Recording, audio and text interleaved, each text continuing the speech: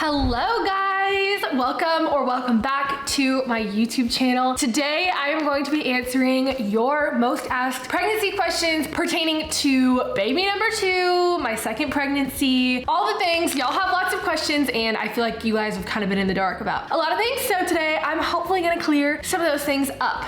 Probably the most asked question that you guys had was this pregnancy planned? And yeah, it was.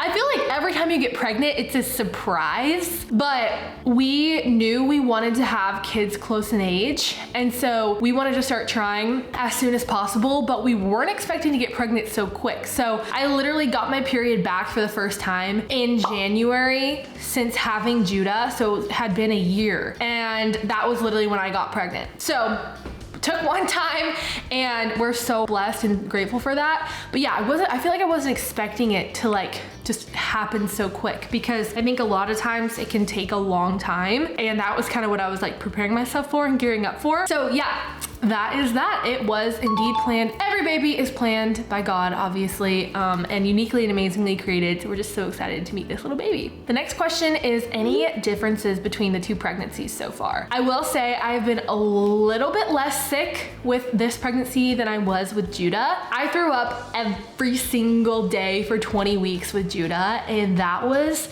so rough. With this one, I have thrown up, but it definitely hasn't been every single day. And I am still pretty nauseous when I wake up in the mornings, but if I eat something, it's usually pretty manageable. So it's definitely been easier in that sense, but it's been harder because I've been more tired, and now I have a toddler to chase around, so I can't really rest as much as I would ideally like to. So that has been probably the biggest difference, is the nausea and then just also being more tired. But otherwise, I haven't noticed any like new symptoms, but again, I'm just coming out of the first trimester, so I'm not exactly sure if we'll see any more differences as time goes on, but maybe we will. Will we do a gender reveal? Yes, we will. It's coming very soon, and I'm excited for you guys to see it. Everyone's asking if I prefer a certain gender or if I have a feeling. Honestly, with Judah, I knew he was a boy. With this one, I do not have a feeling either way, and I'm gonna be super happy either way. I think it'd be super sweet for Judah to have a brother or a sister, so I'm excited. What has been my biggest pregnancy craving? Probably barbecue chips. That has been like my weirdest pregnancy craving, I feel like. And yeah, otherwise I haven't really been craving very much. Mostly like salty things this time, and steak. I have been wanting steak so much. Next, there have been some questions about how I'm feeling, considering I had such a traumatic birth last time. And I'm feeling okay. I'm thinking I'm probably going to have another C-section. The risks for having a VBAC from myself are pretty high because I had a uterine rupture with my first. And so with that being said, I'm at a much higher risk to have it happen again. And I would just rather not go through all of what I went through before just to have another C-section and potentially put my life and the baby's life in danger when I could just have a scheduled C-section, even though those aren't probably the safest method of delivery. For me, in my case, it probably would be the least risky. And so yeah, it's honestly not a great feeling. And I've just been praying through it and just asking God to give me peace about it, because it is scary. There's nothing fun about having a C-section, and it is very nerve-wracking in knowing that like just all of the complications, especially considering I had so many complications last time during my C-section. It's kind of scary to want to do it again, but I had a pretty traumatic labor and like pushing and dilating story as well. So yeah, I'm hoping this will be a redemptive time and story with this baby, and I'm excited to not start off the newborn phase being absolutely exhausted. I started off with not having slept for 3 days, and then I went into like the sleep deprivation of, you know, having a baby. So that was really hard. Like being already sleep deprived before you're about to be sleep deprived again was just so intense and so hard. So this time we won't have that because I won't be in the hospital for 3 days before I give birth. So that is definitely exciting. Another question that you guys had is what prenatal I'm taking. And I'm so excited to tell you guys about the sponsor of today's video, Needed. So I am taking Needed's Prenatal Multi-Essentials, and when I found Needed and looked into their ingredients and all the things, I was very excited because it's hard to find a good prenatal vitamin because most of the prenatals are doing literally the bare minimum and don't actually have all of the key nutrients and things that your body actually needs to grow a baby. Statistically, 95% of women are nutrient deficient in what they actually need during pregnancy while taking prenatals, which is shocking. So I knew I needed to find a good prenatal for me and baby. It can be so confusing and overwhelming when you are looking for a prenatal as to what actually has the right ingredients for you, your body, and your baby. But that's why when I found Needed's Prenatal Multi-Essentials, I knew it was the right fit for me. It's recommended by thousands of women health experts, and it is designed to go way beyond the basics. It has 22 essential nutrients at clinically studied doses, giving up to 8 times more support than many leading prenatals. And you only have to take 3 capsules a day, which means that you can either do 1 for each meal or take all 3 at a time. That's what I personally like to do. This prenatal supports everything from fertility to hormone health to baby's brain development, a healthy pregnancy, and postpartum recovery, which made me feel way more confident in what I'm taking. And I actually never stopped taking prenatals from the time that I got pregnant with Judah to now. I continued even during my postpartum period because your body still needs nutrients while you're breastfeeding and recovering hormonally, and that's why I love Needed, is that it supports you throughout your entire journey. So it does come in capsules, but it also comes in a vanilla powder, which is perfect if you're dealing with nausea or pill fatigue. A lot of my friends say that they love the powder and it tastes so good, and I definitely need to try it. Everything is made with high quality, bioavailable nutrients. This prenatal is rigorously third-party tested. And Needed is offering 20% off your first order when you use my code Julia. It can be on your first individual purchase or on your already discounted subscription, which is what I have because you know I always be forgetting to reorder my prenatals. So click the link in my description to go check out Needed, and I hope that you guys love their products as much as I do. They don't just have prenatals, they have so many other things that can support you no matter what walk of life you're in. So definitely go check them out in the description below and use my code Julia for 20% off your first order. Now let's get on to the next question. So the next question is, what is the age gap going to be for the babies? And they're going to be 20 months-ish apart, maybe a little bit less, which I think is super sweet and super exciting. My mom and her brother are 20 months apart. Jacob and his brother are 21 months apart. And so I just think it's a really sweet age gap. I know it's going to be probably pretty challenging, but Judah is so sweet. He's such a good baby. So he already kind of makes our life easy. I'm praying that will be the case for the next baby, but yeah, hopefully Judah will be a good example to the next baby.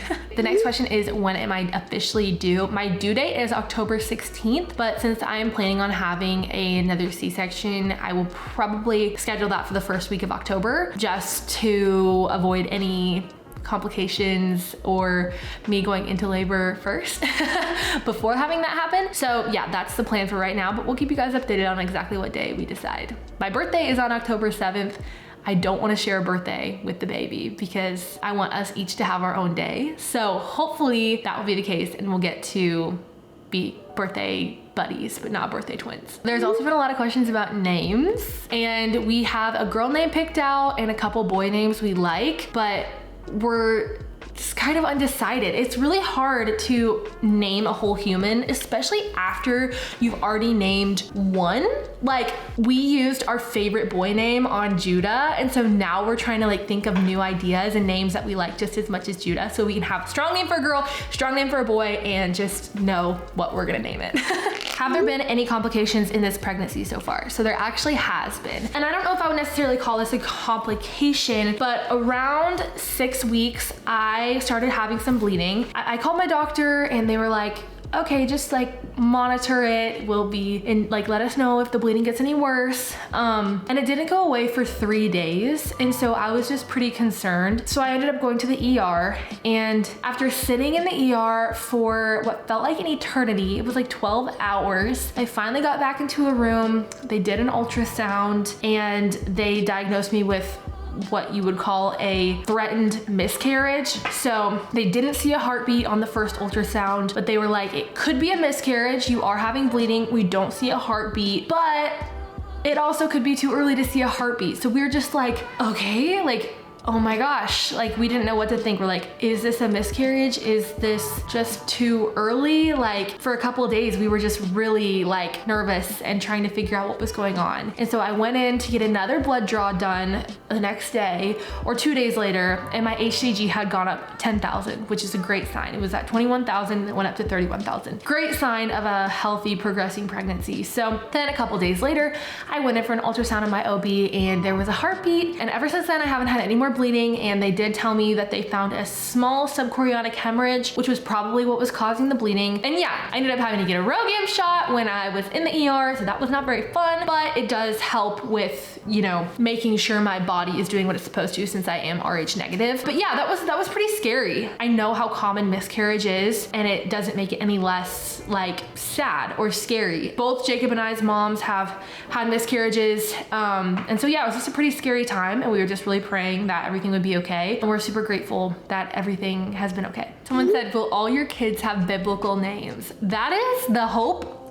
and the plan, but we'll see. Maybe it'll be like a name that's like kind of Bible adjacent, if that makes sense. Okay, so somebody's asking if I think this is our last baby or if we're gonna have more. I don't think this is our last baby. I'm not ready for it to be our last baby, but once the baby is born, that could be a different story.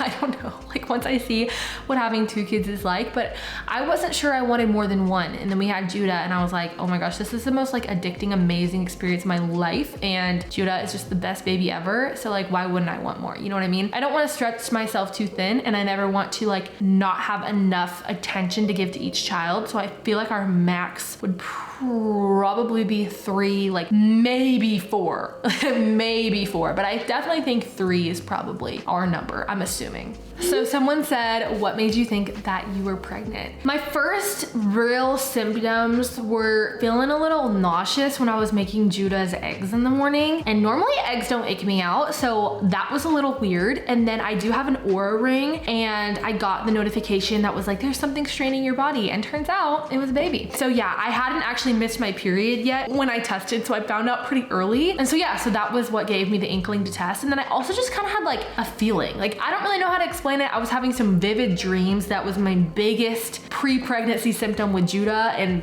was the same with this baby. So yeah, that was pretty much the reason that I tested. But yeah, guys, that's all for the questions for today. Let me know if you guys have any other questions or things you guys want to know or hear about. I'm just so grateful that you guys are here with us along on this journey. Once again, huge thank you to Needed for sponsoring today's video. Do not forget to go check out the link in my description below and use my code Julia to get 20% off your first order.